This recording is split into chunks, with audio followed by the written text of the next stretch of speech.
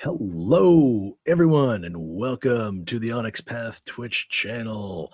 My name is Simon, and joining me is. Do you want to introduce yourself? Sure, I'm Scott Cuban. You can find me on Simulacra TV on Twitch, YouTube, and Blue Sky. I run actual plays, but tonight I'm playing one. Shocking, if true. Indeed. My It first is true. time playing Curseborne. Excellent. Very cool. Yeah, and you can find me over at Tabletop Almanac on YouTube at Tabletop Almanac, or I pretty much use that on each and every social out there. Also putting up actual plays and doing game reviews. So we are going to be joined by one more player shortly. But in the meantime, we're going to gab a little bit about Curseborne. Okay, so Curseborne is Onyx Path's new and exciting return to horror. And it is I guess, well, I forget who said it. I think it was it was Dixie or Rich who called it a mixed monster game. Yes. And that is a good description for it. I have ranted at times. I have are we live? Yeah, we should be. I can't see us. Maybe I'll refresh. That's okay. It might be on my end. So I'll just keep on talking. Yeah, I'll just double check. At times I rant about how I don't enjoy crossover games using the Chronicles of Darkness or traditional games that have been associated with them, because I don't find that the rules necessarily lend themselves to that, and that it kind of gets a bit messy. However, Curseborne is designed for that, so go nuts, everybody. But to one extent or another, I think it's also awesome because while there is a fixed and set setting, they also provide enough information to, let you know about it, but it's not, this isn't a specific game about playing a vampire's personal horror. It's about playing monsters' personal horror. So that, oh yeah, we're live. Yeah, we're live. I haven't screwed it up yet. No, reasons why I'm not doing tech, everybody. Yeah, I really like the idea behind Curseborne. Obviously, the baked-in rules compatibility, although Chronicles of Darkness did have that. You could, but the setting design, it was always you're playing a group of these things, whereas Curseborne has it baked into like the setting that a mixed party is almost the default assumption. In fact, our little gang tonight is an oddity in that they are not a mixed party at all. Now, there's only two of them, so that's not a huge stretch, but still, they're both playing sorcerers who, if you have not read, well, if you've read the Ashcan or played in the Ashcan, which, for the record, is great. It's a fantastic module. It's a lot of fun.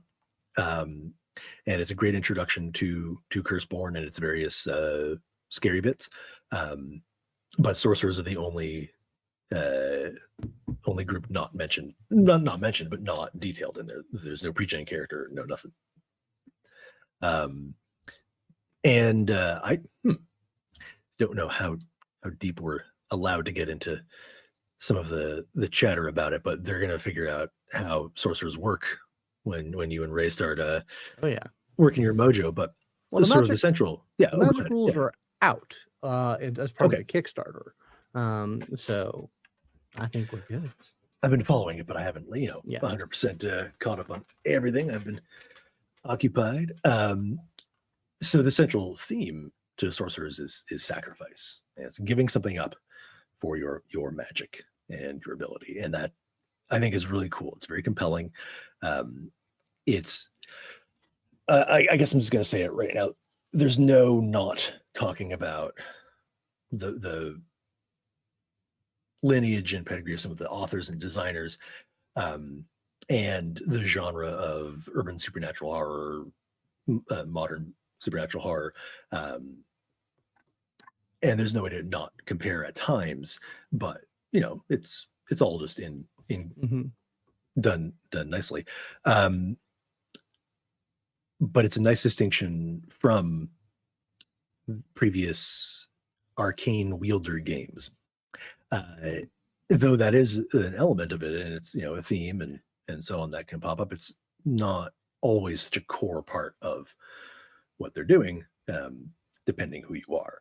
But it's not baked into their modus operandi, which I think is pretty neat. It's nice. It's dark, and it keeps them I think it keeps them from being too full of themselves. And this is coming from a mage fan.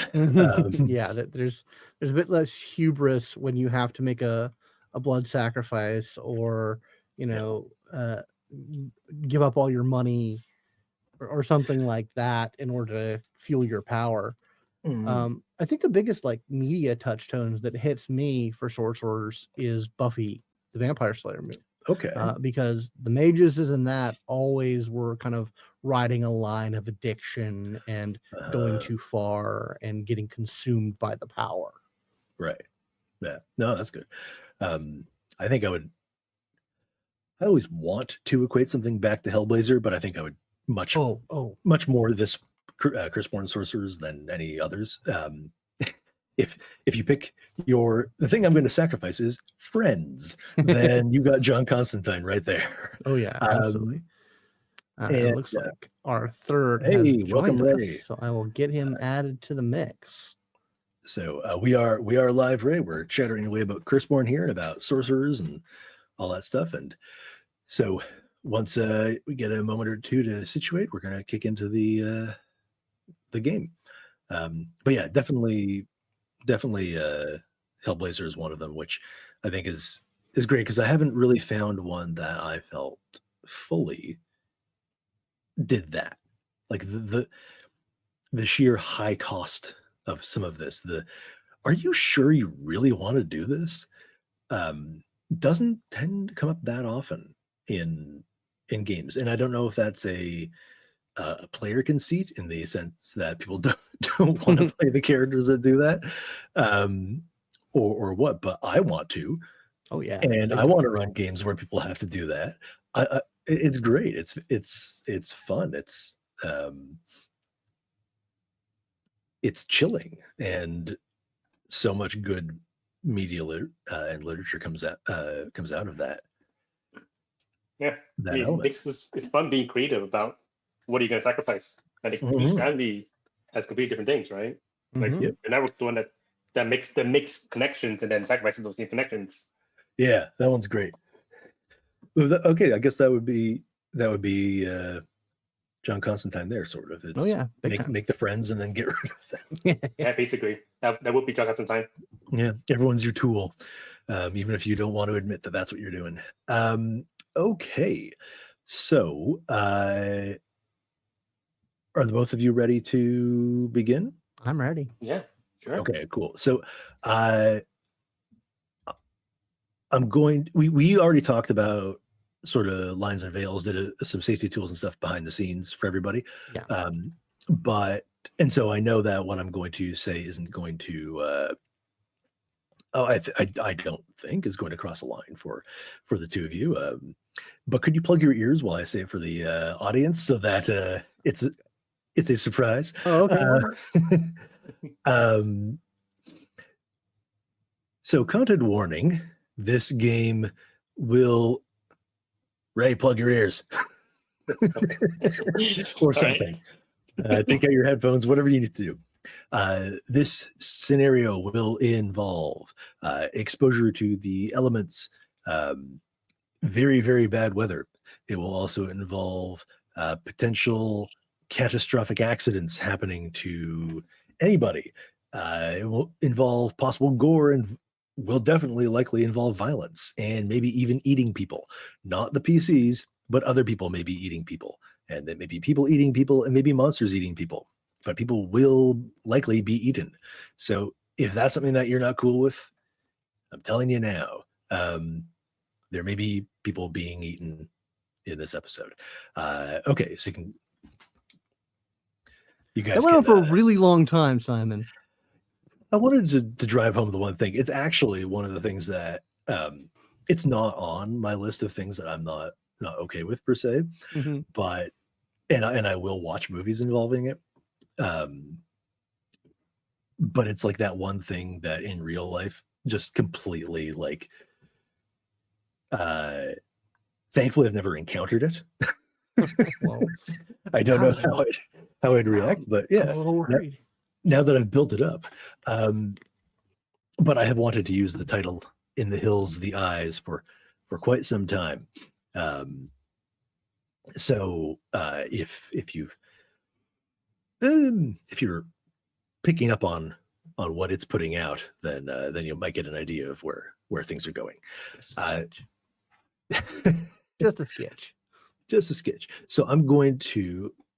Oh, I think I actually also kind of did preface it to you guys too when I asked you about themes. Yeah. But nevertheless, that was still good practice. Okay, I am going to read out our premise as I presented it to you, and then if you want to introduce your characters, and if you even want to maybe give a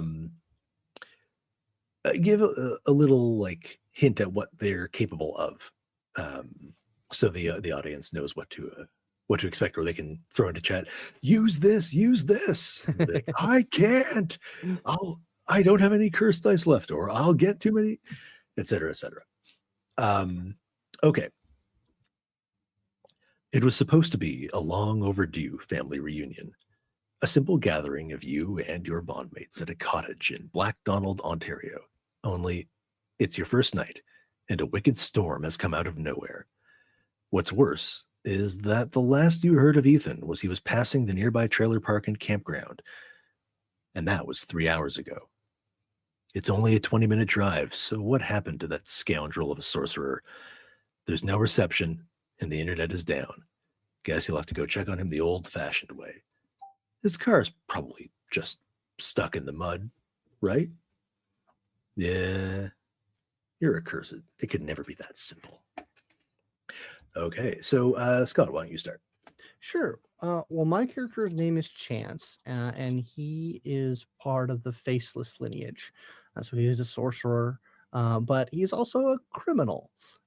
He's very low level in terms of criminal hierarchy. He is very much a street dealer of all sorts of drugs. I mean, he is colloquially known as a plug. He's the guy who can get you whatever you want. And he is, for lack of a better term, kind of a scumbag. If there's any way to get like someone hurt so that he doesn't have to directly make the sacrifice, he'll do it. Like if he can try and push somebody in front of his curse, he'll do it because he likes fun and he likes feeling good, and he's kind of a sensation junkie. And while in a controlled environment, he'll like pain and suffering and whatnot, but he doesn't like it when it's not in his control. In addition to being a scumbag, well, perhaps part of being a scumbag, he does own a Cybertruck. And he's convinced that it can make it out here in the wild because it's a truck, right? So he's probably the one driving. Oh my gosh! Now I'm trying to think of what even more douchier truck I could own. There's none. There's none. Yeah, I can't think of one. No, because I'm fairly certain I'm actually richer than you are.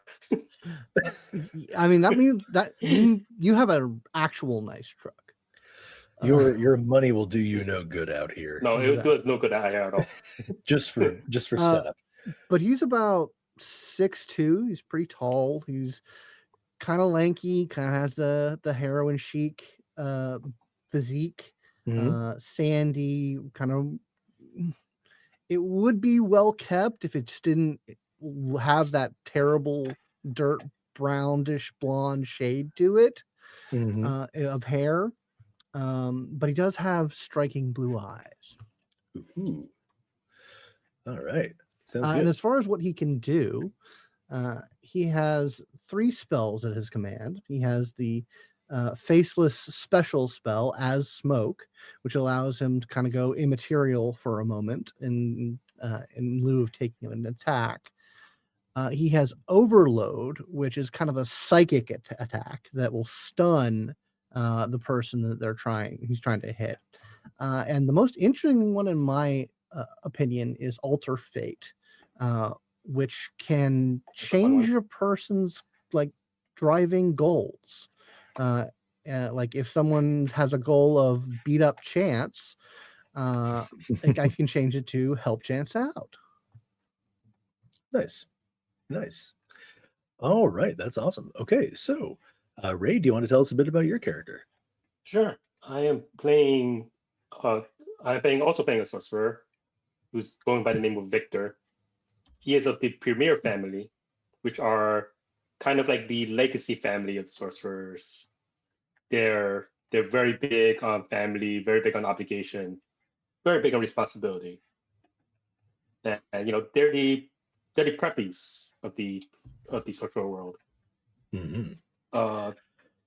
As what I'm doing, I'm also relatively low level coming up in the family. I am a budding philanthropist.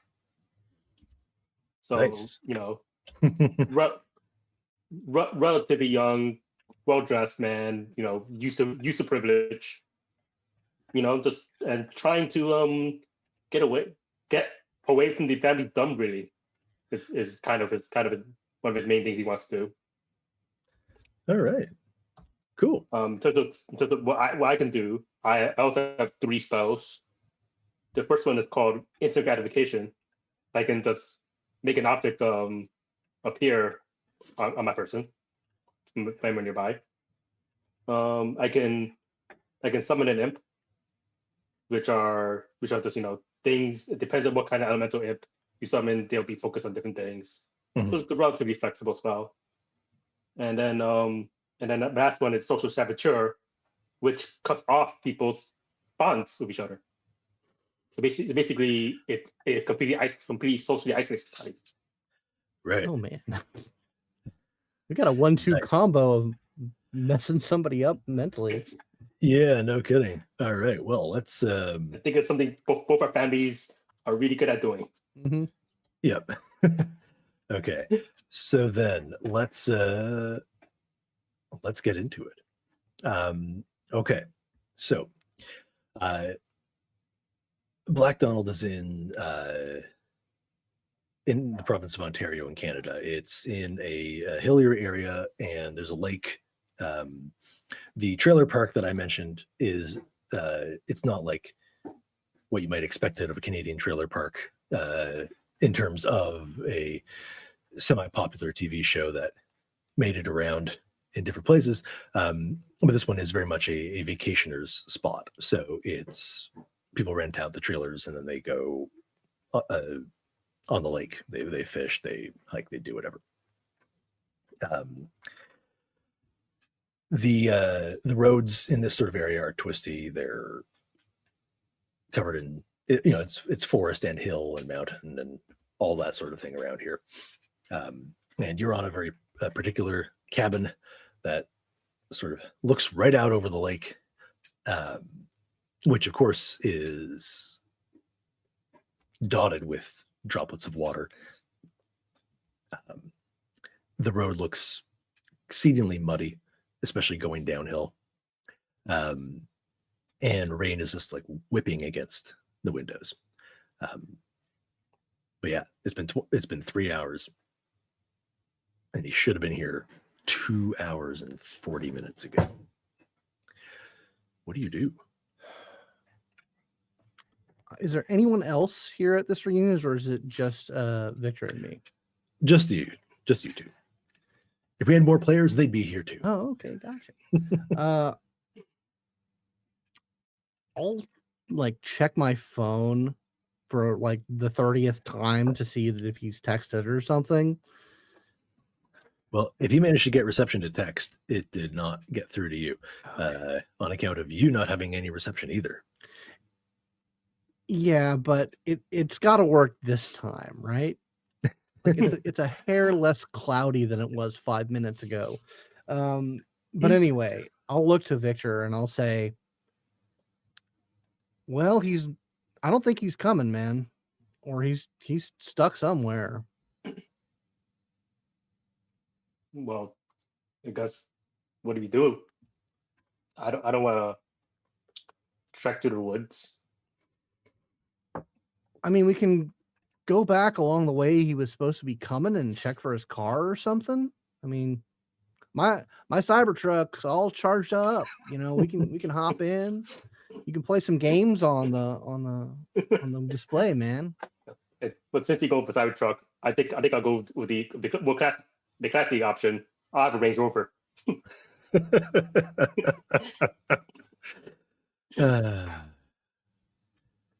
Look, I've been really wanting to try this thing on some like heavy terrain, you know?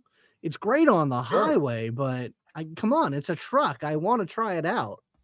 Yeah, let's do it. Let's put it through spaces. I want what happens. Okay. I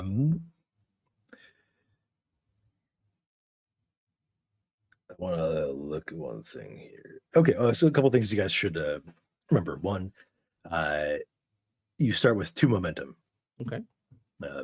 Which, of course, you can spend in a couple of different ways. And at the beginning of each scene, you get a curse die, and that curse die will replace a die in your dice pool. Yep. Which will then need to be spent to fuel your magic, but then can also affect your rolls. And we'll get into that if we need to, but just make sure that either you have a separate D10 or you roll it to the side so that you know.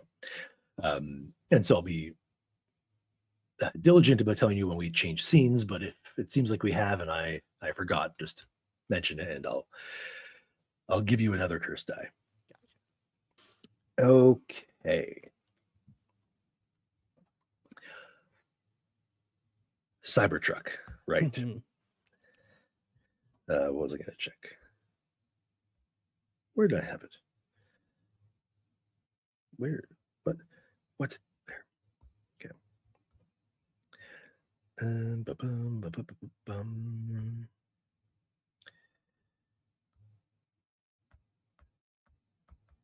Okay. All right. So you both make a dash for that strange looking trash can of a motorized vehicle. I've been reading reports about raccoons mistaking them for dumpsters. Thankfully, none of the canny raccoons in this area have yet to do that, but the night is still young. I could throw a complication in there at some point. Hit me with it. Okay, so you both dash for it. Even through any sort of weather gear you're wearing, you still get a little bit wet, and you can definitely feel the damp as you dash into the truck. But you hop in, you slam the doors shut, and slam it again because it didn't quite fit in the way the first time. You got to let it do it itself. It'll do it itself. I can't wait. It's raining. And it turns on. None of its onboard features that require some sort of uplink or working. There's no data, no nothing, which maybe means they can't shut it down on you. But that's probably the least of your potential problems with it. So you're in there, you've got a downhill stretch to go, and what are you after here? I'm gonna pull up my map. We're looking for signs of his car, or maybe like a place where like something crashed off road or something like that. Yeah. So before we do the K turn to get out of here, I'll hit the glove box, and it just has like a pre-made kind of like kit full of little baggies and vials of stuff, and I'll just point to it and say like, all right, man, I've got some ketamine, I've got some crystal, some liquid LSD.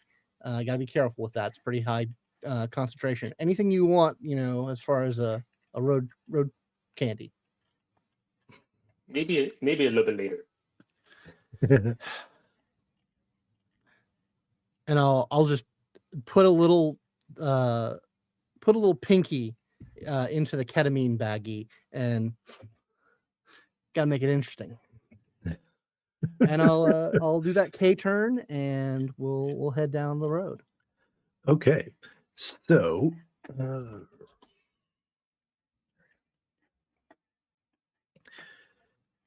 FYI for those of you in the audience, if you run modern day games and you don't have Google Maps open like all the time, if you're outdoors, start. It's so handy. Okay, so you are coming down Bonner Road and then hitting Graphite Bay Road.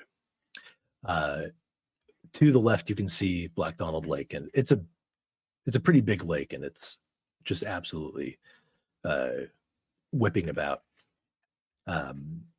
Through the rain, you can catch a couple of lights on in a few of the houses that are there, but no one's out on the road, walking or driving. You will have to take this just a little ways around the dam to get where you're going. The road is not great, and you're driving a Cybertruck, which is, I'm pretty sure, known for not being good in even the best of conditions. Look, I paid enough for it. Of course it's good. Well, let's have a drive. Take my rover. Okay, you want a pilot roll? Yeah. Okay. I'll just go with Dex. Mm-hmm.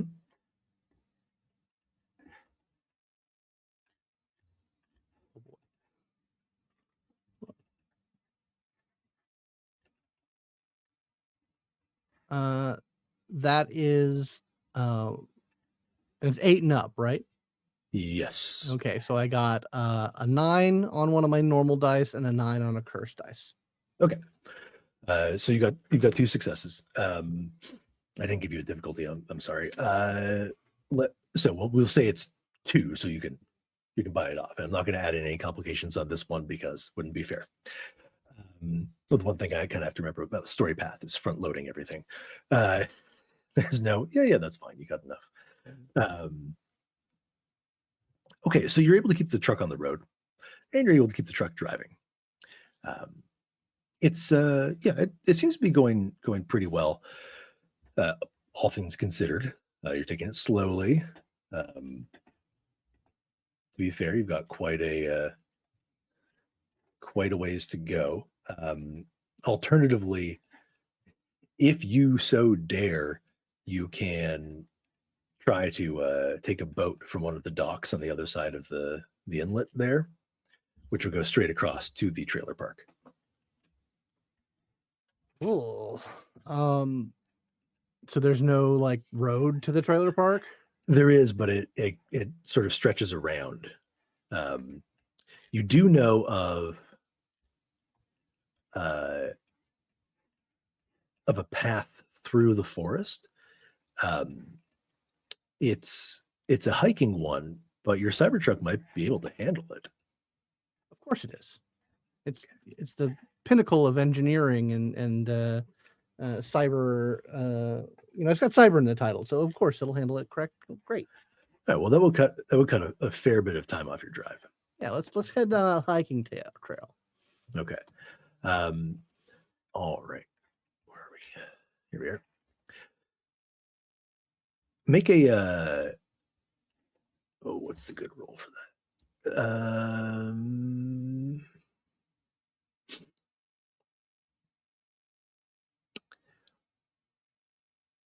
What do we like to use for perception kind of based ones? Well, generally it's like what you're doing. Yeah. So I would say it would be either, since we're out in the woods, it would either be pilot because I'm driving or survival because we're out in the woods. Yeah. Let's do survival. Okay. I have no dots in that. For both of you. Well, I don't have any dots in that either. What's this like country-like stuff? You don't say. But I'd like to roll composure with that, if that's okay. Sure. Yeah. I established the premise before they made their characters. This is on them. City boys. Yeah, but we also assumed we would have a primal that would do this stuff for us. Oh yeah, that's right. Like a good puppy. We were supposed to have a third playing a primal who undoubtedly would have changed the outcome of some of these situations. Oh well. Curses happen. Cunning's fine, right? Yep. I got 2 successes. Okay. I got 1 success on my normal die and a 10 on my curse die. So that's 2 successes. But that's 3 for Scott, right? Because you got a 10 on his curse die. Yeah. And so I believe that. Hold on, I got to hop back in here because I think that I think it's if you have. Oh no, I think you still might need to get a wicked success. I think you still might need a bunch of more successes. You know what? I'm gonna look it up in a different spot. Here we are. I thought wicked can happen as long as any of the curse dice shows a hit. Outnumbered it, I think, right? Was it outnumbered? I thought it was outnumbered. It's not in that one. It'll be in this one.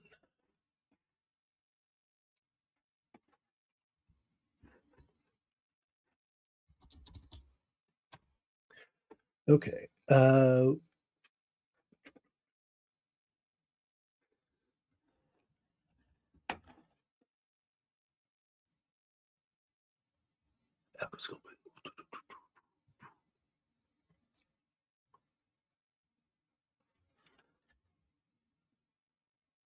success with consequences, or an exceptional success. Any of the curse dice in the roll pool are hits, so it's got to be exceptional.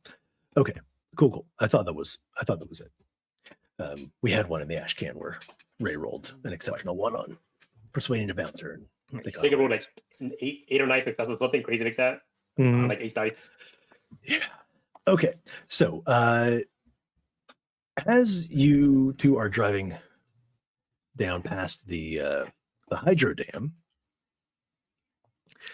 you're almost certain that you can see. It looks like there are people out on top of it. Not many, like 2, but they don't seem to be having any immediate problems with their footing, and they look like they're, properly dressed for the weather as can be. But yeah, they seem to be completely just out there, exposed on the edge of this dam. Do we have to like drive by them, or are they just off on the? No. You just have to drive by the dam, but you don't have to drive by them. I'll just kind of look over to Victor and says, I got to keep my eyes on the road. Can you maybe keep an eye on them? Yeah, sure. Right. It's hard to tell through the rain if and what they're doing. I mean, it was barely even. You barely saw them in the first place. if the rain had kind of swept up against the windows at a different moment, then you would pass by them entirely. But you roll past and they don't seem to take notice of you. Sort of focused on presumably staying up. Why they're out there, though, there's no apparent reason. Yeah, eyes on the prize. Eyes on the prize. All right. So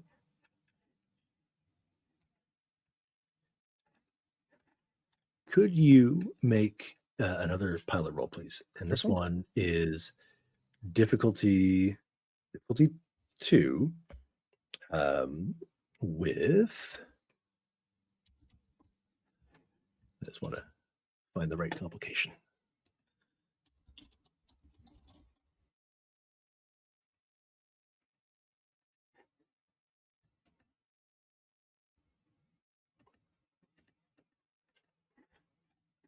And it is I'm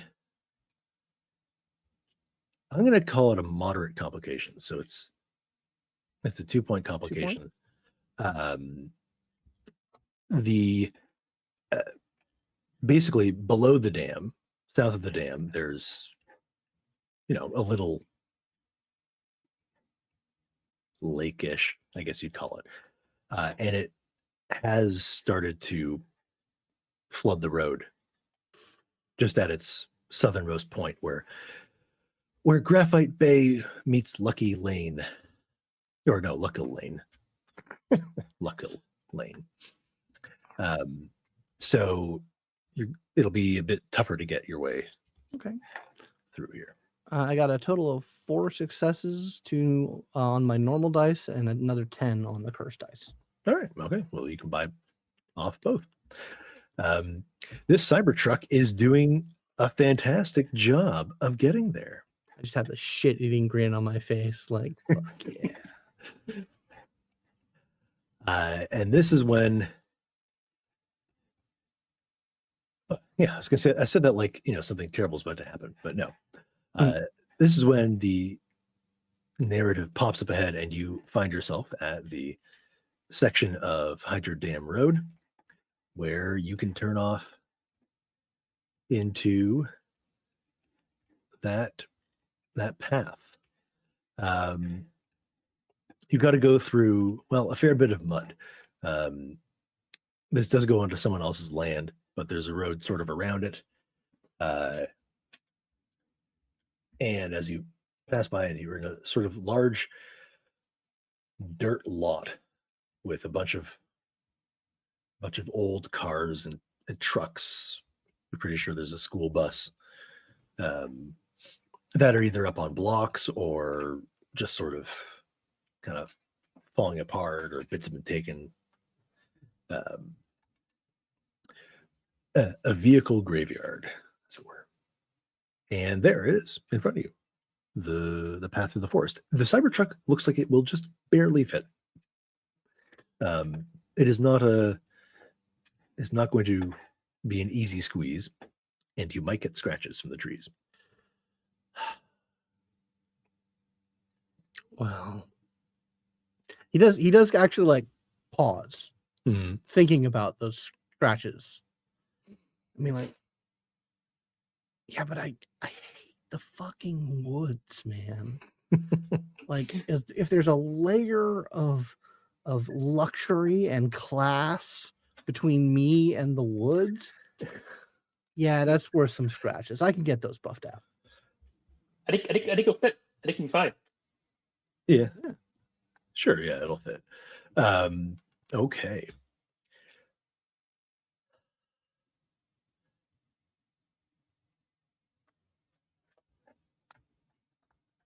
I'm gonna say one final pilot roll here. Okay. Because this is a whole new kind of stretch of woods to drive through, and it's quite a distance. This is going to have a level a major complication attached to it. It's muddy It's thin, and the headlights, I mean, they don't work against you, but they're not really helping in the sense that you can't totally see what's out there. You bump, you move up and down, and all you can really grasp is that you're still in the woods. Yeah. So difficulty 2, okay. Complication 3. I'll talk to Victor before we head into that dark woods. It's like, hey, check the pack in the back. I think I've got one of those like super bright LED flashlights back there, like the kind that they warn you not to point at people, or they might blind them. Because that's what an asshole like me would have. Climb into the back of the back seat of the Cybertruck, taking around. All right. I presume he finds it. Yeah. And Ray, this is when Victor is pretty sure he spots somebody running into the school bus.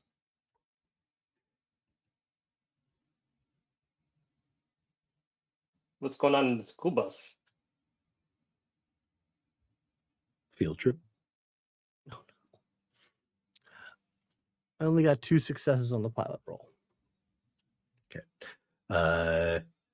So succeed, but complication being. Yeah, we'll take the complication.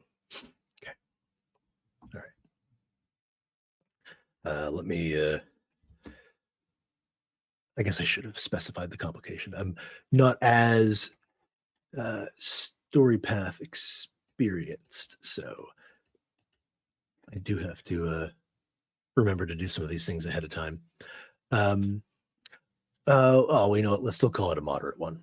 Right. I was getting ahead of myself in terms of how serious it was. I'd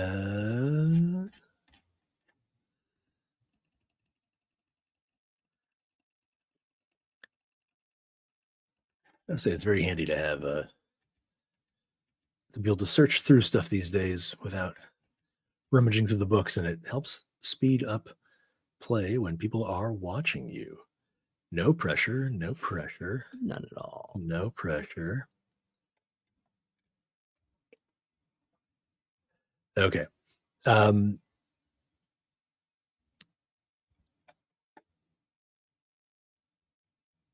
Okay. No, I gotta find one. Okay. And it's that you're gonna have some Cybertruck problems, but you will get yourself through this path. Okay. Well, that's possibly post if Victor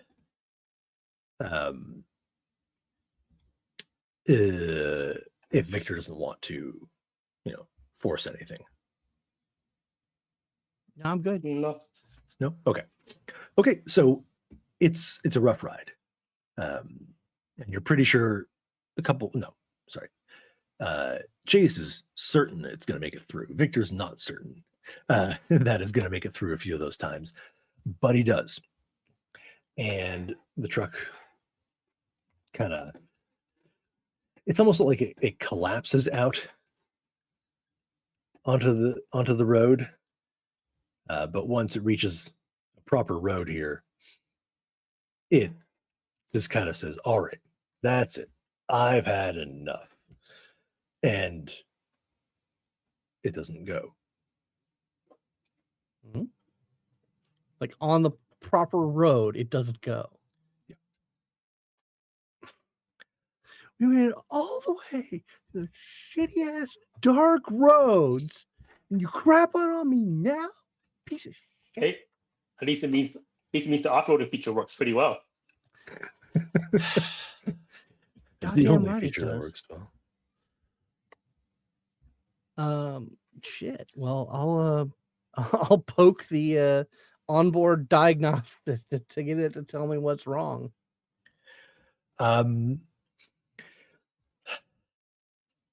Something about the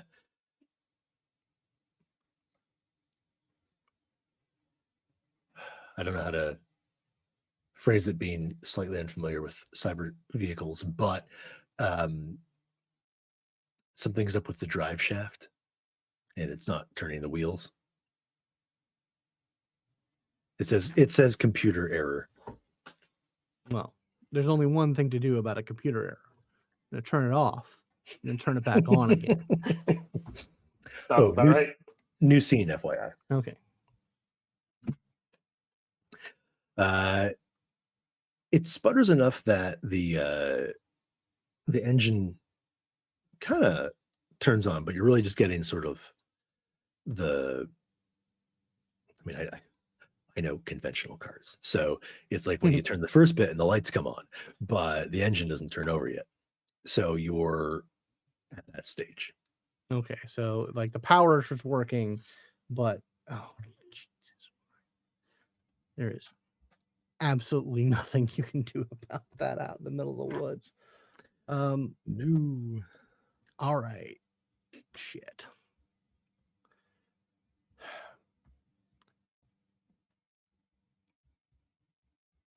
Well, we're gonna have to get out.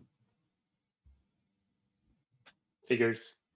But hey, we're not in the woods. We're on a road. That's true. I got us to the road, so I'm still off.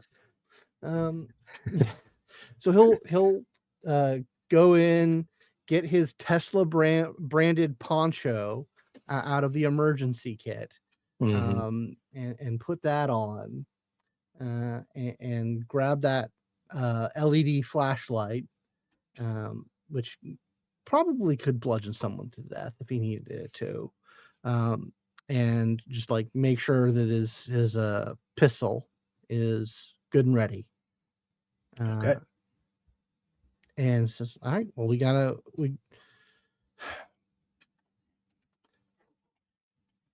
mean, hopefully Ethan's truck is still working, which if it's out here, I heard it wasn't. well, we're looking for it. So if we find it, that'd be great. That'll solve two problems. Okay. Ray, is Victor getting anything ready on his way out? I wouldn't have anything with me as someone had a person. There's probably like an everyday carry kit. I probably do have like hiking type clothing, stuff like that. But sure, all my other stuff is in my Range Rover, which is way back on the other side. Well, you didn't bring that, so okay. Well, so you step out onto the road, and it's still dirt, but it's that dirt that's much more densely packed, and so therefore, you'll get little pools of water in furrows where tires have worn them, but otherwise, it's still in pretty decent shape. You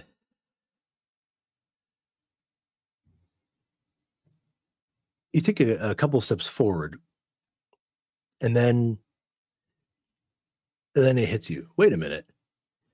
He said he was near the trailer park, but that's the wrong direction. None of you are overly familiar with the area, but if you had to do all that driving around to get here, the trailer park is actually sort of hooked towards the lake and the inlet. The main road is back east that way, and he must have taken the wrong turn. He went right when he should have gone left. And the evidence of it is now right in front of you. There's his truck. It's right up ahead. And the light's still on. The backlights are still on. Hell yeah. So yeah, I guess I'll keep the light on it, and I'll approach. Let's poke around. Ethan's traditionally never been great with directions, even in a digital age when you can look it up. He goes, no, I looked at it already. I don't need to keep looking at this. So him taking the wrong turn, not overly surprising, just super inconvenient right now. As you get closer, things start to become a little more fishy. The driver's side window is smashed, and getting a little closer, there's no glass on the ground. I don't want to make any assumptions for your characters, but if you're doing a sort of general casing of it, the glass is in the driver's seat. There is, well, it's been raining long enough, so hold on. I think I might want to use the investigation rules because that's what they're there for.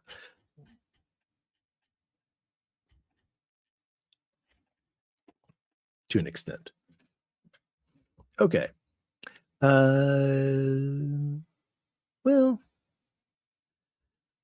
no, that's more of a grander scheme investigation. So let's not worry about that right now.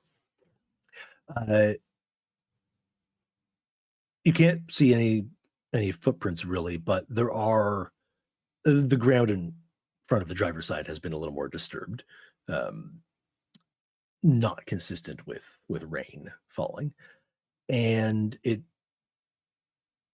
you think, well, yeah, there are dents in the metal of the door frame around the window and below it, and on the hood as well. Not big and kind of amorphous. It's not like like a hammer would leave a very distinct dent. It's not like that at all. It's maybe a rock or something like that. A very smooth rock because it's not scratched in any particular fashion. But there are scratches around the door handle. And you can see that the paint's been torn away and looks like, well, they are arranged kind of like finger scratches would be. I'll shine the light in the cab. Do I see any sign of like blood or anything like that?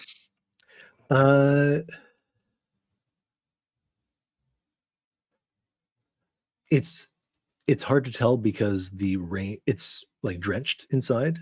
The rain's been going, this way, that way, over the mountain blue. And yeah, okay, maybe on the dashboard there's a little bit there. Like a drop or two, like as if it kind of went. But otherwise, yeah, it's a bit hard to, the seats are too wet. Anything could have been washed away as well. So there is still a bit of glass in the inside of the window, but that also doesn't have any blood. Okay. Well, something messed this truck up. Some kind of animal? I mean, come on. Wishful thinking. Yeah. And obviously there's no sign of Ethan. Oh no. You can see his pack. Right. Is in the footwell of the passenger side, which has not been smashed. And other signs. Here's a Tim Hortons cup in one of the cup holders, and there is a box. It looks closed, and it's very soggy. Of Tim Hortons Timbits. There's no sponsorship. I'm just adding Canadian flavor to this. Oh, sorry. Yeah. Sorry. Yeah. So you said the lights are on. And the lights are still on. Are the keys in the ignition? Keys are in the ignition. He does not have a Cybertruck. Oh, shit. He's got a good old, pickup. I'm gonna grab the backpack and see what he brought of him. Okay. Are you trying to do this in any sort of dry area or just like Well, I'm gonna stand on the road. I'm gonna use instant gratification and teleport it to me. Oh, okay. Sure. Because I'm not going through that glass and just cutting myself. Okay. All right. We've got it. I'm gonna grab the keys. I'm gonna turn them, take them out. Yeah. Okay. All right. Yeah, I suppose save the battery, right? Yeah. Or gas or whatever. Or gas. Yeah. Okay. Rummaging in his pack as quickly as possible.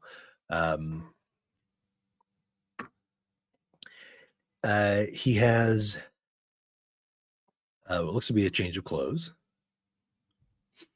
A baggie of a substance to not be mentioned on Twitch. Well, I don't know if we're allowed to mention it on Twitch. I think we're. I've talked about drugs on Twitch so many times. So he's got a big bag of weed there, and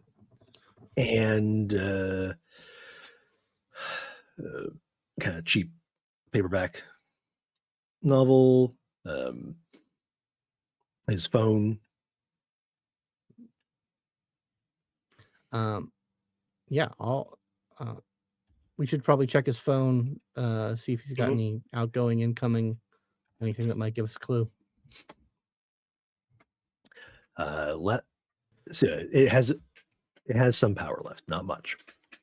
Last incoming was from you guys. It was the okay or whatever sort of response you give, coupled with your the appropriate brotherly ribbing emoji. And then the last one he sent was telling you, "Hey, I'm at the trailer park. Where do I go from here? I should be there soon."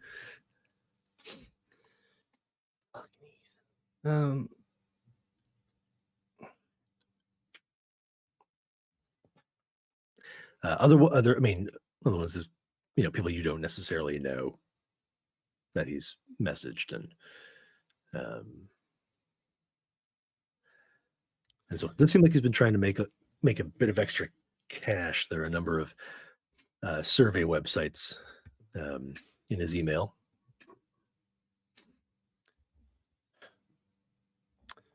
All right. Well, I guess we're gonna have to bite the bullet, and I'll point the flashlight down at where the ground has been disturbed and try and see if I can find a trail of some sort.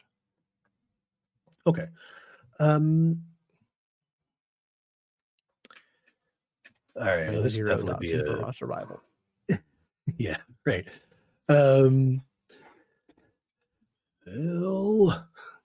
All right. Evidence. Okay.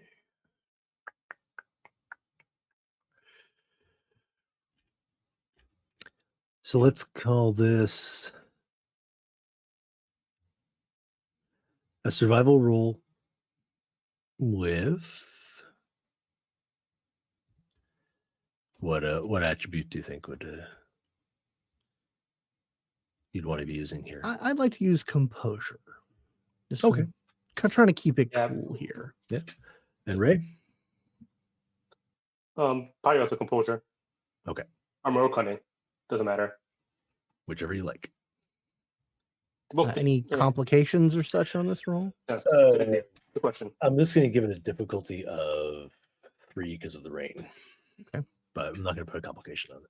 Cool. Well, I got 1 success on my normal pool and 3 on the curse dice with a 10 on there. 10 in the name. All right. Nice. I only got 1 success. Okay. So Ray can't, Victor doesn't succeed in finding anything because you can't pay off the difficulty. Chase can and has 1 point left over. So you could, let's see, you could use an investigation trick if you want. These would be, extra little bits you can spend your successes on. So extra evidence is 1 hit. Question and answer is 1 to 3 hits. So each hit spent means you get to ask me a question about, the lead here. Sure. One is perfect specimen. The evidence your character gains is an additional tag of your choice, but I don't know if it's gonna. Well, I guess you're free to use that if you want. So I'll ask a question. All right. This trail that I found. Mm-hmm. Does it look like someone being dragged down it, or does it look like there might be some kind of a fight involved? Yes. Oh, great. It looks like there was it could easily have been a fight due to the way it's been sort of mussed around at the start of it, and then it's a drag. When you get a little into down on your hands and knees and poking around it, the water's only really increased these furrows, which you could easily deduce is from somebody's boot heels. The direction of it leads. You're roughly at the junction. Following Black Donald leads you to the trailer park, and going southwest along Stibnite Trail just leads you to like private homes and deeper in the woods, and it's going towards the trailer park. I look at the trail and I point it out to Victor. I'm like, yeah, there was a scuffle here, and then somebody lost, and I'm assuming that it's Ethan. And I look to that trail, and I look to the car that I have keys for. I mean, just go back to the trailer park. We could presumably get out. Let's just drive to the trailer park. That's not exactly what I was thinking, but I suppose if it ever got out we should find out what happened to him, right? Yeah, but if it ever got out that we just kind of bailed on him in some backwoods trailer park, I would never see the end of it. Just point of order that the Black Donald trailer park is not a backwoods trailer park, as mentioned. It is a vacationing trailer park. Yeah, but it's in the woods. That's true. Chase doesn't differentiate between levels of woods. Just in case they're watching. They might be big OPP fans. We don't know. I'm sure you have a lovely establishment, but Chase is an asshole. But yeah, I'll say, yeah, let's give it a shot. The less walking out here we have to do, the better. So I'll hop in the driver's seat. Mm-hmm. Well, I'll clear out some of the glass in the driver's seat. Fair. Yeah. And then I'll hop in the seat and try and turn the engine. Okay. Well, yeah, it turns on. And there is gas, but it's, that needle's getting closer and closer to the E, the big E. I'll just, Ethan, dude, you're gonna owe me so much. I'm looking at the trunk and see if he actually bothered to bring that spare CAT scan. No. Of course not. No. He didn't expect it to be idling here for that long either. So yeah, but in his you own a truck. Yeah. You own a truck. You carry spare CATs around. Obviously, the signal is down, so I can't look this up. But can I remember, like, ballpark how far away the nearest gas station is? Oh, the nearest gas station? All right. Let me find out, everybody. Google Maps. So good. Google Maps. Yeah. And if you get back to the Range Rover, my Range Rover is fully fueled. Well, so is mine. Okay. Hold on. There we are. It is. Oh, interesting. Okay. It's a ways back. More than we have? Maybe not. Okay. It's on the other side of Calabogie Lake, which is northeast of here. Now you do know on the other side of the lake is the White Pines Resort, and that might have it's like a cottage rental place as well. And they might have spare gas, but that would actually maybe be about equal. Okay. Or maybe shorter. Hard to tell. I'm just future planning. Yeah. We should probably go find Ethan first. Okay. Well, if you're following what you presume to be the trail, then it's a quick drive. And going again through the woods, you come out at the Black Donald Tented Trailer Park. It's a mixed campground and trailer site. There is a dock with you can see with boats on it. You're in a kind of open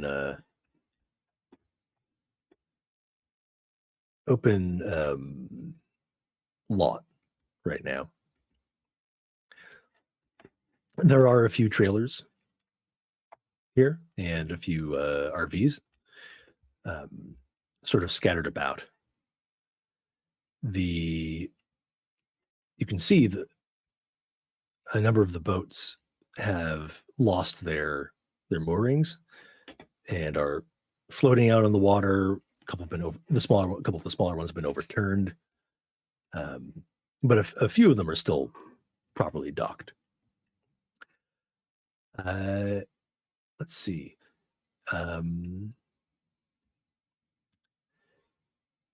If there are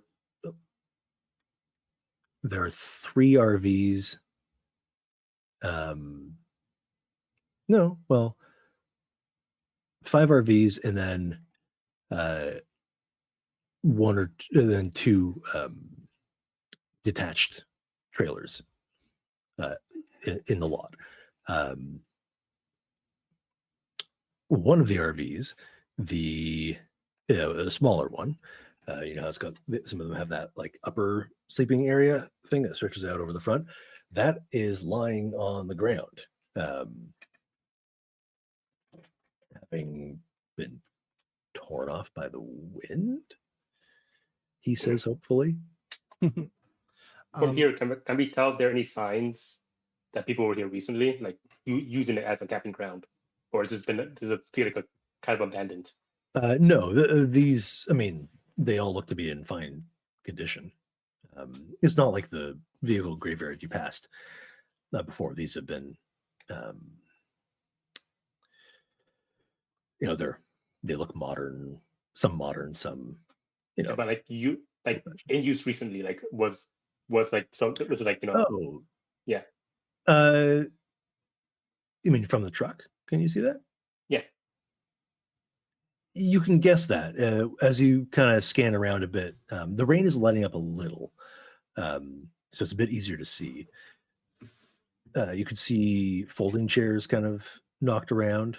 Pretty sure there's a cooler there that is still got his lid on next to one of the other ones.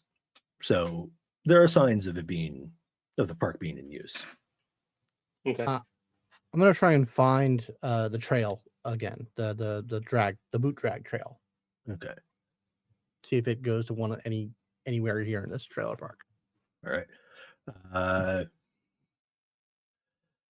That'll need a roll in this case. New scene too. So get yourselves a curse die. Oh boy. Some of your magic should require it to spend, right? It doesn't mention any of does the it spell. Does it say if it's bleed? If it's bleed, it uses one. Yeah. If it's hold, you have to have that many. I should bring that up. I think most years is going to be bleed. There's probably going to be a few hold. Yeah. I got 2 successes. Okay. On the first dice. We'll call it a just on the curse dice. We'll call it a 2 success one because again, I'm running out of non-curse dice for it to be on. Yeah.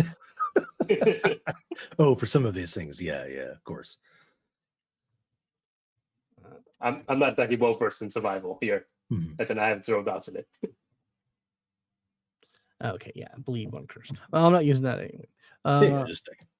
Okay, so I got a total of 3 successes. Okay, so you have an extra, yeah, that you can spend. Q&A, extra evidence. So do I get anything for just a basic success that I can go off of? Oh, right, sure. Yeah.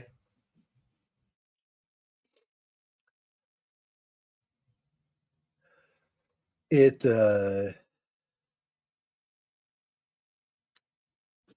you kind of lose it in the center. Okay. All right, so it kind of ends in the center. All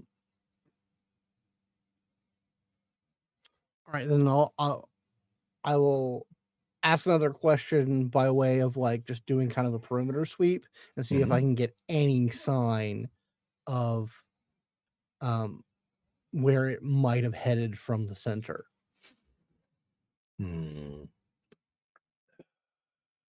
What's your question? Where did it go from the center? Yeah, where did whoever came to this spot go from here?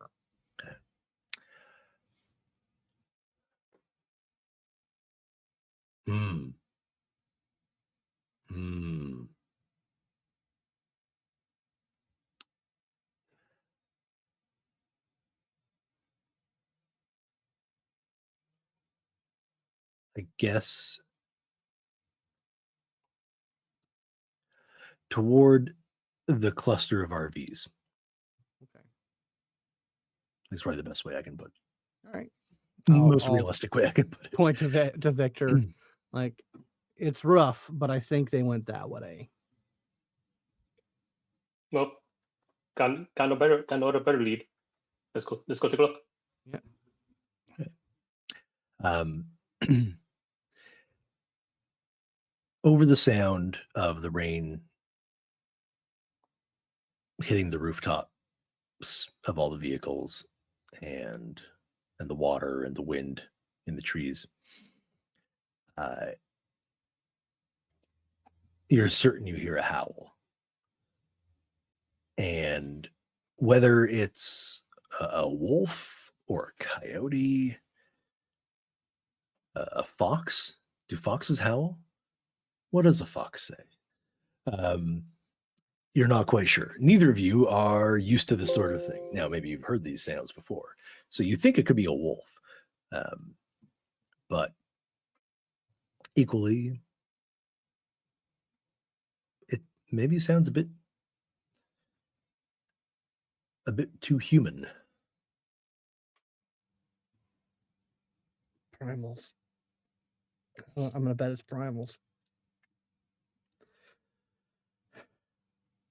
All right, I'm gonna hand Victor the light, and pull my pistol out. Okay. Now it's hard to place the direction it came from. Right.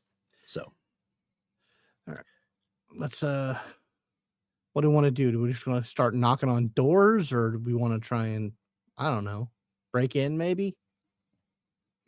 Catch them by surprise? Kick in, start shooting. Yeah, works in the movies.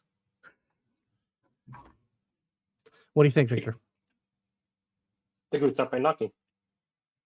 All right. Okay. Any random? The closest one. The closest one, yeah. Okay. There's no answer. All right, move to the next one. Also no answer. Keep going. Yeah. They're all dark, by the way. Right. Okay. So after the fifth one, there's been no answer at any of them.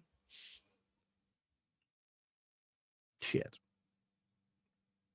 I guess we'll start like shining the light into them to kind of try and check them out from the outside.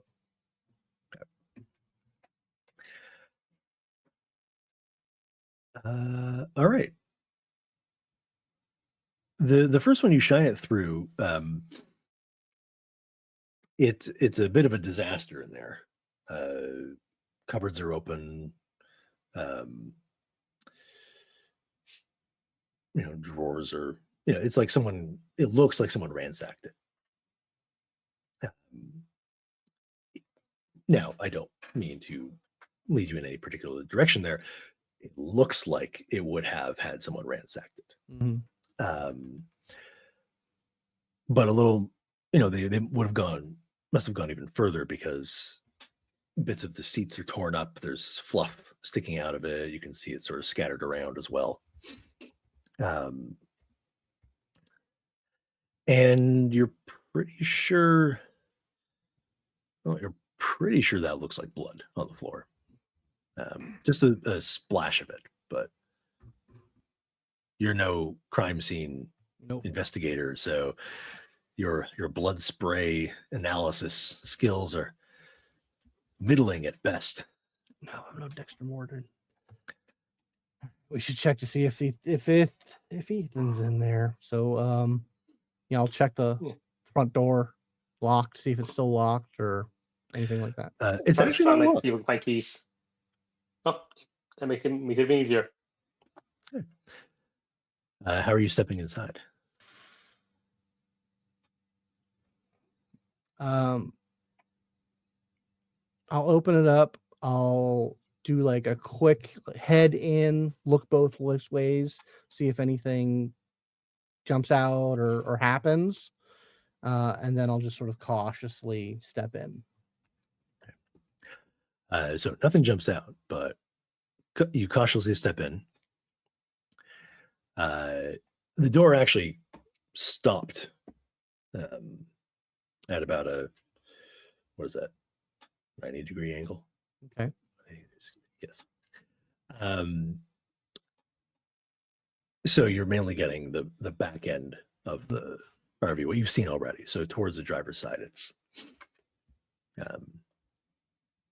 you can't swing the door open. Okay, so we can't actually open it up. Shit. Is there another door like around the back, or we have to go in through and close it? Oh, okay. Like something's just in the way. Gotcha. So we can or can't get in. Sorry. Yeah, I think it's just blocking the view. Yeah. Blocking the view. Gotcha. The door goes here and it goes and stops there. It doesn't go all the way. So yeah, I'll step in, check around, see the area that's blocked, and then head back.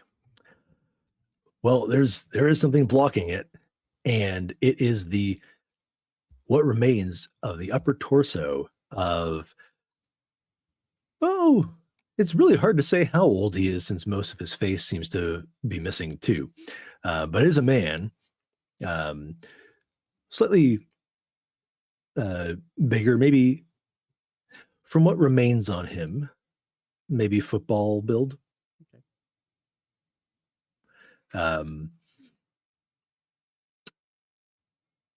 Dark haired, because he still has hair on his head, but the skin here is basically just ripped away, the muscle gone too.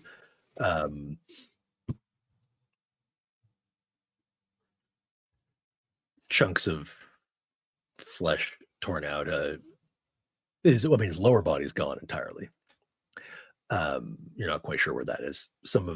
There is a bit of a trail of blood. Kind of. I hate the woods. Leaking from there. And are those bite marks on some of the flesh that remains?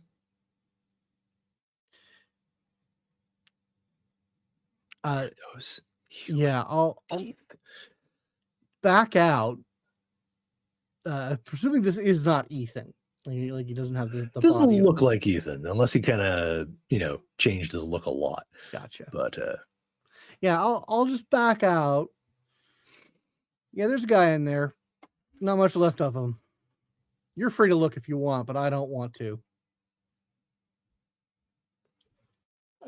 I'm curious. I have to look. You see, as I described, a partially, let's say, 6/8 consumed or missing human male of maybe in his 40s. Judging by the, I don't know, what you can sort of tell is still there. Yeah, I run back outside and I vomit. Thankfully, it washes away very quickly. You can clear your mouth by going,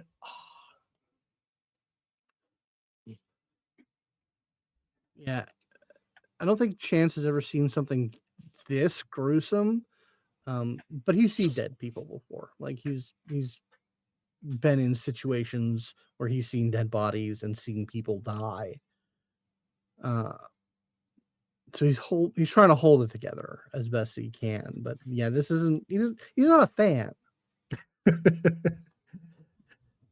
He doesn't have to be. No one's faulting him on that front. Yeah. All right. Well, what do you guys do? We should check the rest of them. Recover yourselves. We should check the rest of them. Just confirm whether he's here or not. Okay. There are 5 RVs.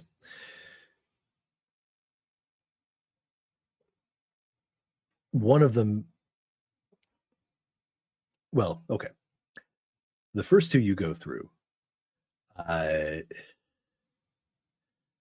you see similar scenes of gore and horror. The victims vary in number and in demographic, I guess, right? So age and everything, age, gender, whatnot. They all look like they have been, you can't find a clean cut. So it looks like they've been torn apart, and they all show signs of having been chewed on. There are bones left in some cases, still with meat on them. Is that the right way to call it? Still with flesh on them. Let's distinguish ourselves here from create a clear distinction.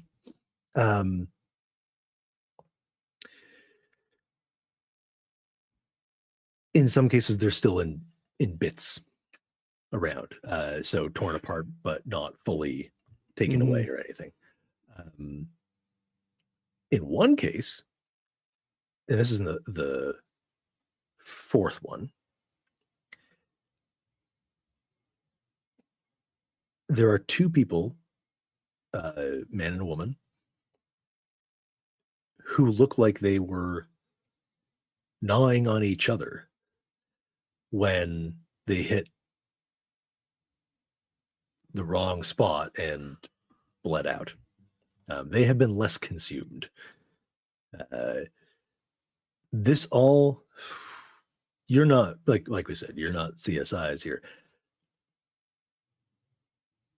You surmise it might be recent, but it's you don't know for sure. You're just pretty sure it didn't happen like weeks ago or anything. There's no, again, rot hasn't set in. Yeah.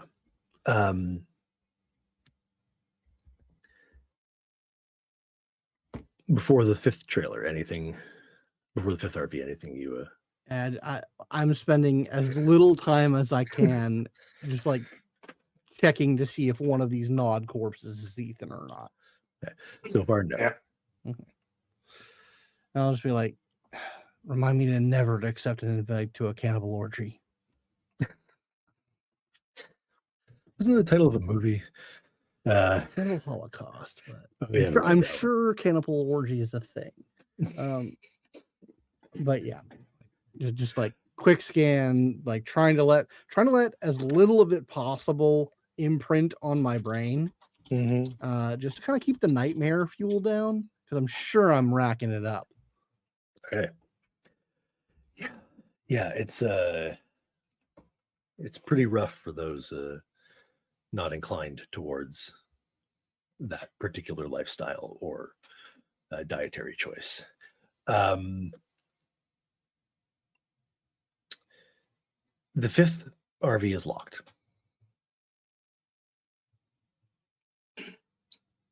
Can I sign in and see if I can find a key inside? No key that you can see. I'll presume being a faceless and having some larceny that I have a lock-picking set. Yeah, that's reasonable. So I'll flick that out and go to town on that lock. Okay. I'm not going to make you make a roll. It's pretty, it's not. Yeah, it's an RV. High security. Okay, so it pops. And I kind of like just take a deep breath out here in the relatively fresh air, and then do the same thing. Like pop in, head one way, head the other way, get as quick of a view as I can, and then step in cautiously to do a sweep. Okay. Please make for me a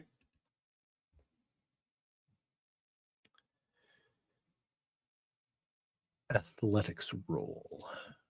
Oh boy. Sure. I'll go. Can I sell you on stamina? Stamina would be a harder one. Okay. In this, I'll just do Dex then. Okay, Dex is fine. These are all curse types, by the way. But I get 3 successes. Three successes. Hits. Sorry. Yes. Enough to do this. You jerk back as a rifle reports, and you hear a bang. You see the muzzle flare from a guy kind of huddled in the back of the RV. It goes out the window, the windshield. Yeah. Get out of here! Get out of here! Hey man, it's cool. It's cool. We're not here to do what happened here. We're just looking for our friend. Who's your friend? Ethan. You know him? No. Did he have a trailer here? No. He. I think we got grabbed a little bit off the road. He had his truck. Oh. What the hell happened here, man? I mean, I can kind of tell, but I don't know. Everyone just went crazy. I hid in here. I shot at them. But yeah, they've left me alone now. The people here went crazy. Not new people showed up and did this. No. Nope. Do you know where he went? Are you guys still talking through the doorway? Yeah. We're not. I'm not trying to get in. I'm not going inside. We're just talking to him. I haven't gotten from any of the RVs. like a step to the side so he can't get a good shot at me. And I'm just like barely looking at him through like an angle. I think I saw them go into the woods.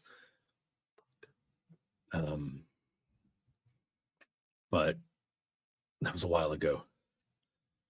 I mean, did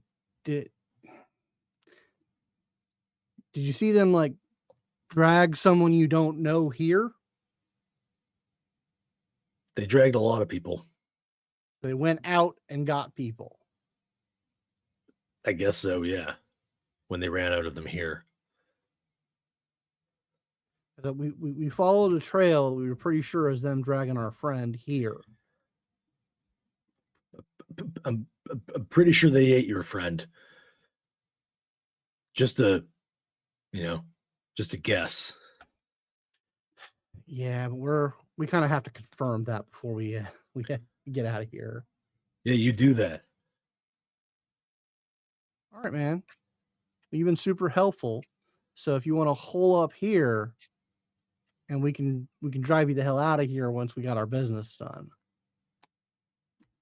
Hey, yeah, that'd be great. You do that?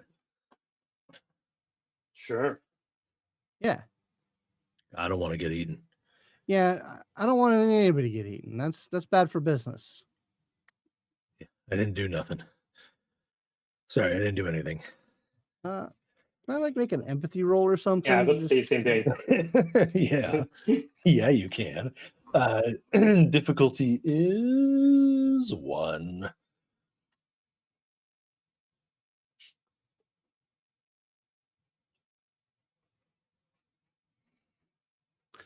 Two successes. 4. He did something. You got extra successes here. Let's see what we can spend them on. This would probably be under influence, maybe.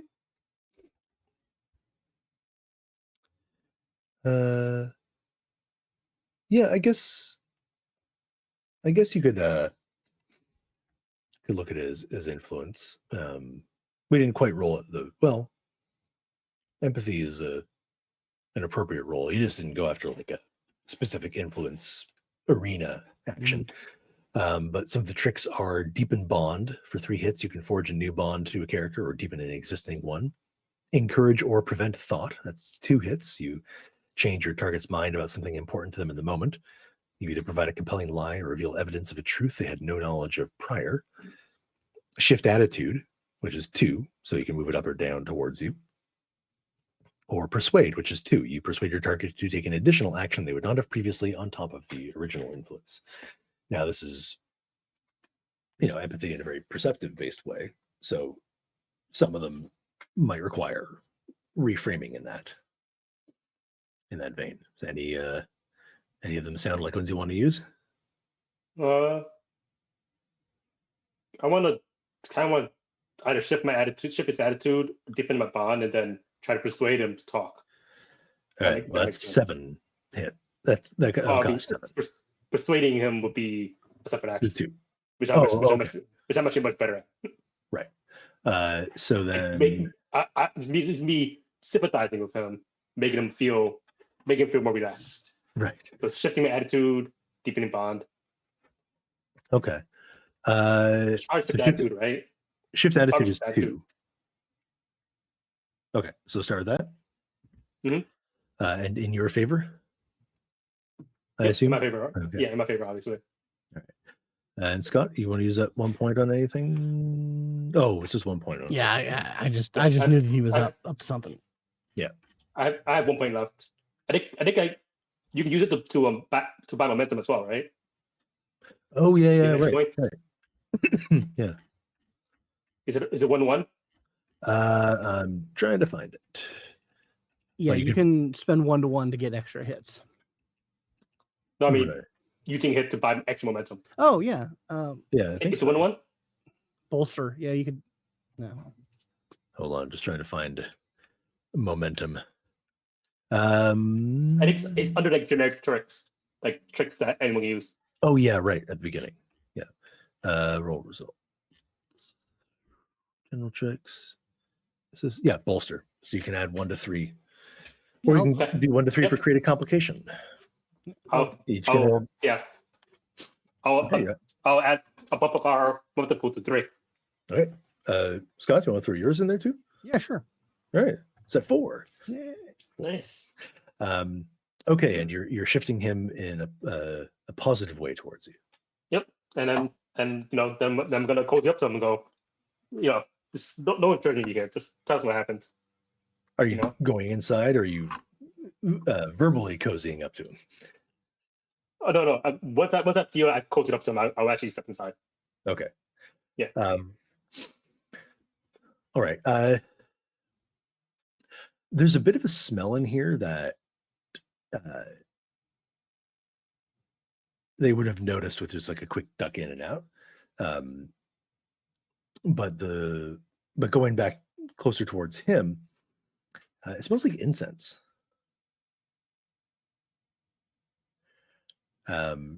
And getting a little closer to him, you can see there he's got a hunting rifle, nothing fancy,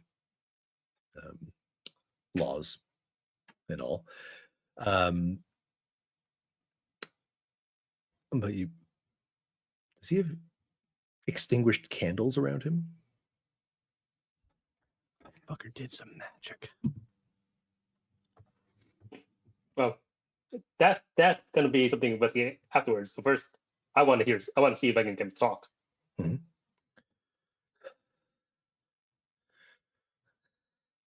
What do you want on difficulty, or is he just gonna talk? Why don't you talk to him? I'm gonna I will stay back and look at like the candles and the incense, and I'll make an character roll. Okay. So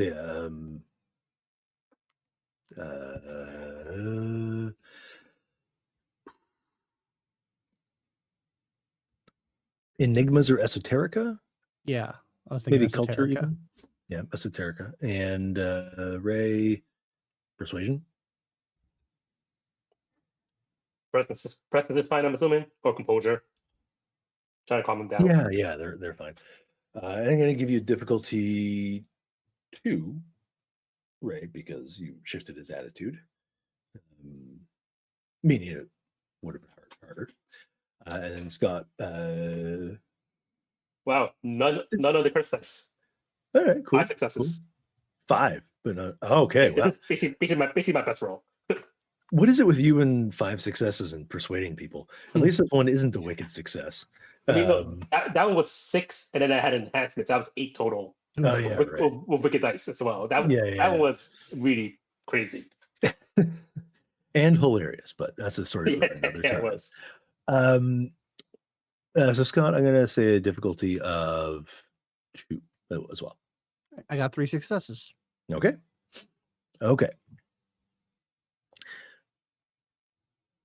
So, Ray, what's the general thrust of your conversation here? Just like what happened here, like no, kind of involved in. I know you did some things. No one's gonna trust you, man. No, I didn't. I didn't mean for anything to happen. I didn't even think it would work. What do you do? Some fun part trick? Something you read in a book? Oh, is this yeah, I was just trying to impress people, be cool. And I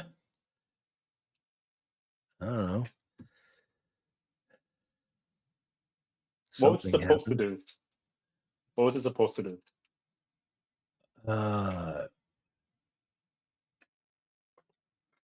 Well, it was supposed to make a party.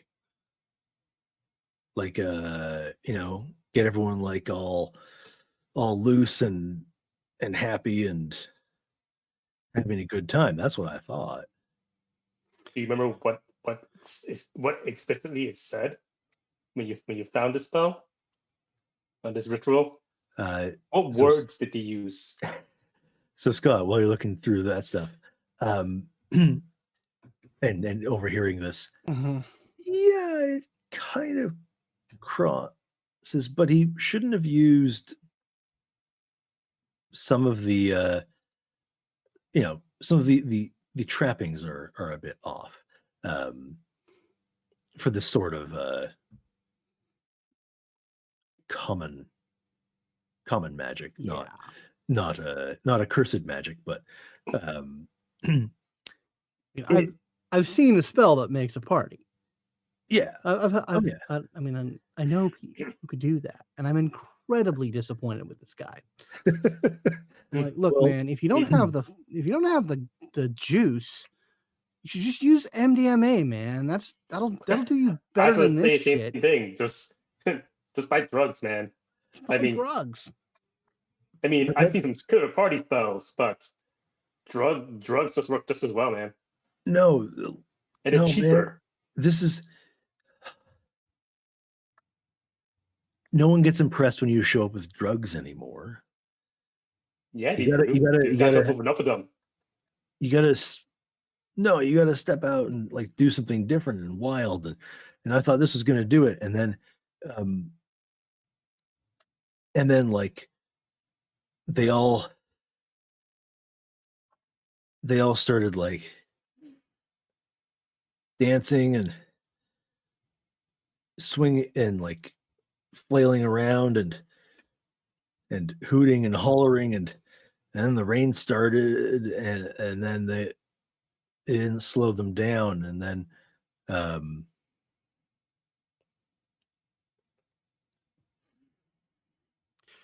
and then they started hitting each other. Right. What's your name? What's your name, buddy? Jeff. All right, Jeff. I get it. You know, magic is great.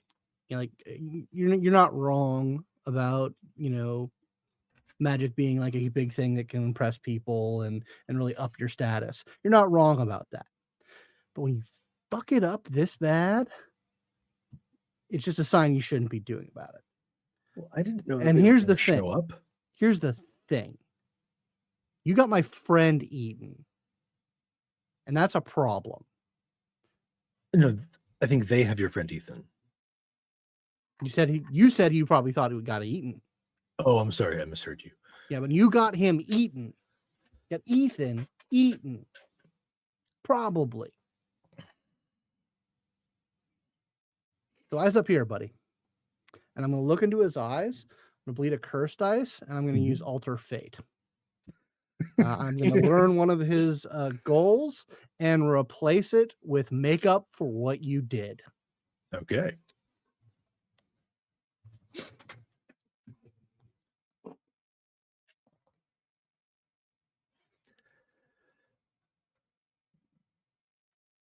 Let's see what happens.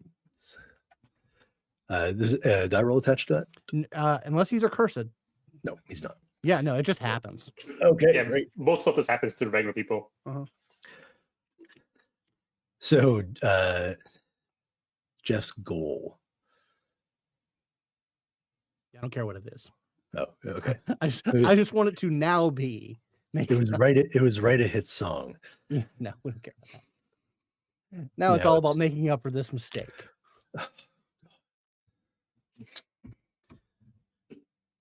So you can make this right, man. Especially if our friend's still alive. If he's still alive, then we can make this right. So you're gonna come with us. You're gonna bring that gun, and we're gonna go check it out. We're gonna find whoever's left, and we're gonna get our friend back if he's still alive. All right. Yeah, we'll do that. Yeah, I gotta fix this. This is my fault. You do. Yes. Yes, it is. You got to take responsibility for your actions. Right. And well, once we get that out, I'm also going to cast a spell. Okay. I'm going to summon imp. I'm going to summon an earth imp that's good at tracking.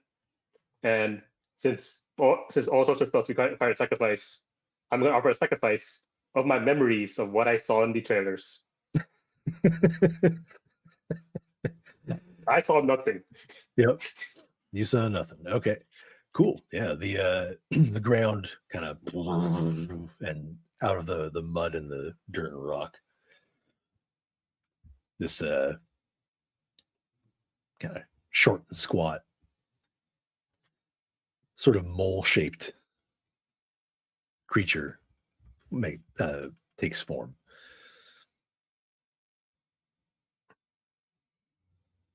Where to?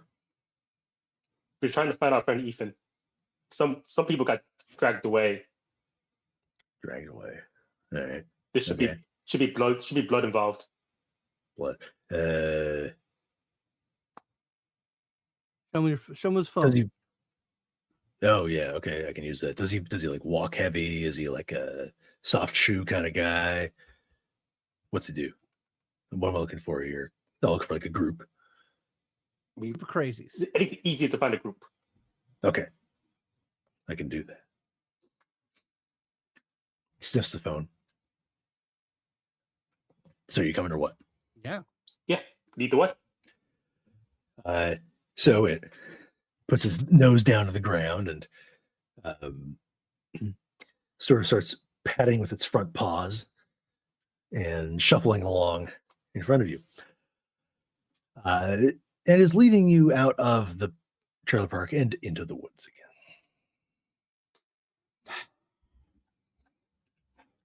Fucking woods. Okay. He's sort of keeping you posted as you move along. Okay, so we're going this way and we're going that way, and they went this way. And you come into a clearing. It's a campsite. The tent is sort of stuck against that tree over there, and there are bits of people all around. They stayed here a little while. And they went this way. And that way. And you start to feel the ground. You're on an incline. And moving up.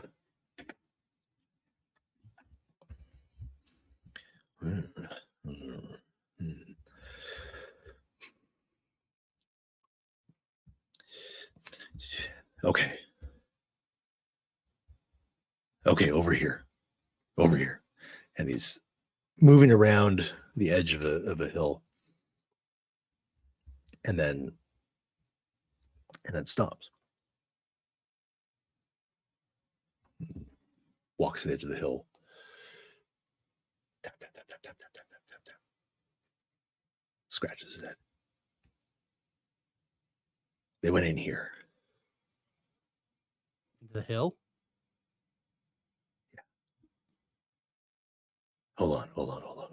There's something behind. There's something behind here, or there's nothing behind here.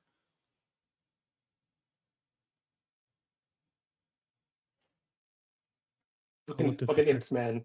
And he starts burrowing, pulling up the dirt, and you see what looks to be wooden slats beneath the grass.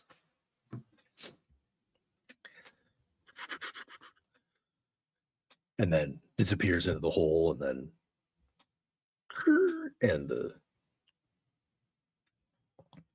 it slowly swings open, and the imp is standing there. Good job. This way.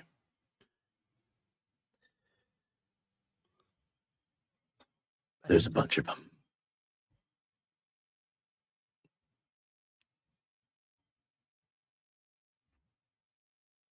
Toodaloo, boss. Unless he's supposed to stay for a while. He stays for his entire scene.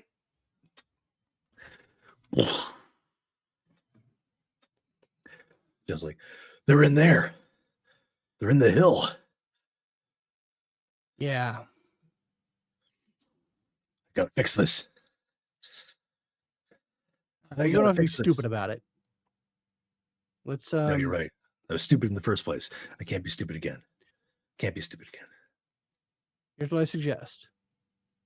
We figure out something we can rile them up with. Get them to come out of this nice little bottleneck here. And we shoot them as they're coming out. As opposed to us going in there. Where who knows what the fuck is in there. And we'll probably have a better chance of end up not being eaten.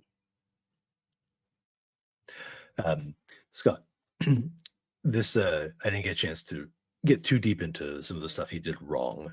Okay. And Ray, I didn't give you the full wordings of the spell. What he said,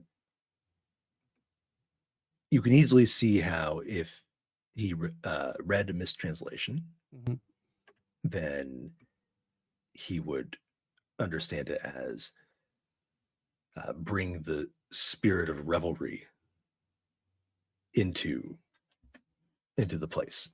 Okay. And some of the accoutrements he had did involve beckoning of some sort. But it was more of a call than a summon. And to this place, well, then becomes more of a literal locative description. And revelry, well, there were some kind of Dionysian Bacchus connections in what he said and in some of the items. Oh, the Mad. Don't fuck around with Greek shit, man. It's never as cool as it sounds. He said he translated it for me. Who? My friend, Andreas. He's Greek.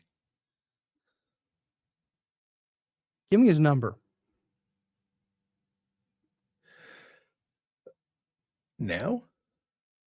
Yeah, before shit gets crazy. Okay. He's still like clutching his rifle. Yeah. Reaches into his pocket, turns on his phone.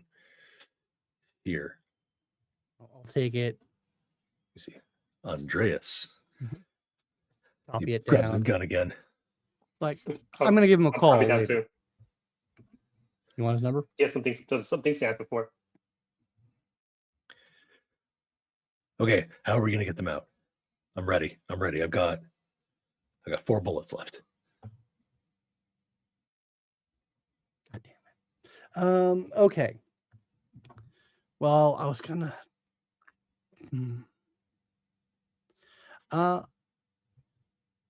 I'm gonna try and.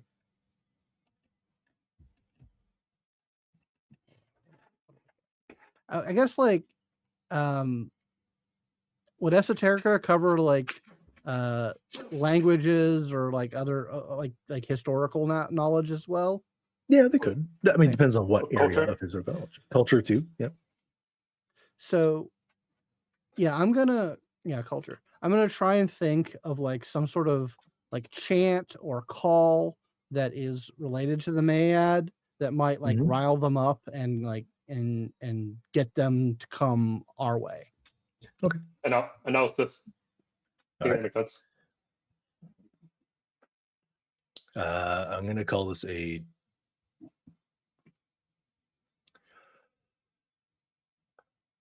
difficulty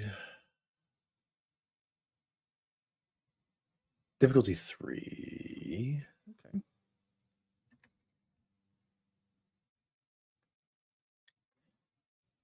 Just because I don't know that either of you have a lot of mythological stuff, which I guess is reflected in here. I have 3 in culture and 3 in esoterica. Oh wow, okay. So you might be able to do it. Yeah. Yeah. Like this is all this wood stuff. No. But being cultured and stuff and knowing stuff. Yeah. I also have the well-read edge as well. Oh, okay. Oh well, great. Then. Well, I'm gonna let you do this.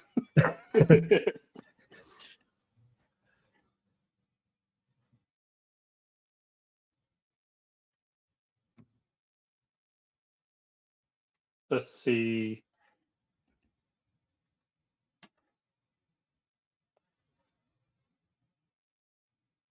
This 2 successes. Only 2? What? Only 2. I got 4 on the esoterica if we were helping each other's out. Yeah. Okay. All right. Well, we'll see. It's enough to get it. Yeah, and I get an extra piece of information whenever I use culture for an Adra. Okay. Or evidence thing. So, something that would goad the Maenads into making an appearance beyond this stupid ritual that Jeff enacted. Well, they hated Orpheus. All right. And Orpheus was a singer and musician. So maybe a song that would remind them of Orpheus. I'll start scrolling to my playlist of we downloaded songs on my phone. Okay. What do I have? That might work. I'll remember I'll try and remember the song that Orpheus sang in The Sandman. And I'll just start belting that out. Okay. That would then be a artistry. Yeah.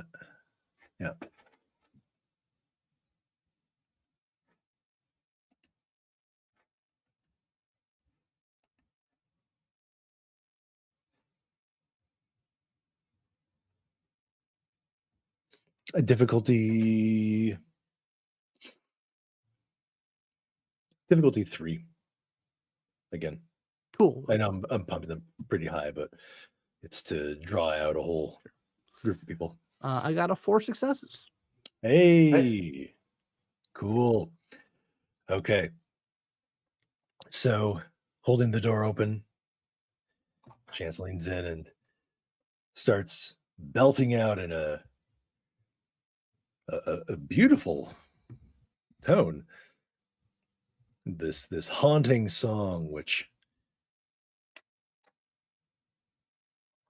cuts deep into the heart and almost into the soul. And it almost shuts out the rain for a moment as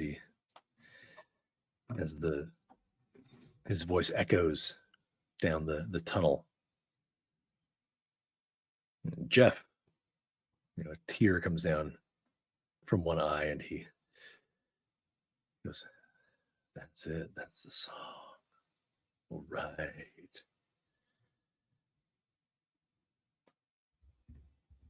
And then you hear a howl from deep down below in response.